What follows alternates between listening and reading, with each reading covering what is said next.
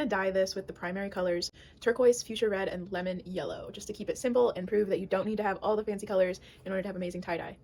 Something that I often do now is I'll separate out some of my Procyon dye and then mix it with soda ash. This makes it easier to sprinkle, and I think I was using way too much dye before, so mixing it with the soda ash helps to use less dye. I do also sprinkle some soda ash directly onto the shirt. It is dry when I start dyeing it. I don't pre-soak them because I find that the dye seeps under the ties when I start with a dry shirt, and I like that effect. So I'm trying to spray it until the dye is about halfway through the shirt, and then I flip it over, add more soda ash and more dye. I'm trying not to add too much, and I want to sprinkle it somewhat evenly and then continue spraying. By the end, in the areas that look like they're a little lighter than I would want them to be, I add some extra yellow and blue and then spray with a little more cold water just to get that worked into the shirt, but trying not to overdo it because I don't want to make brown.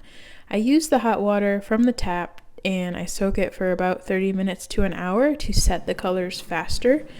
I added a little bit of soda ash, but sometimes I don't do that, so I'm torn on whether that's something you need to do.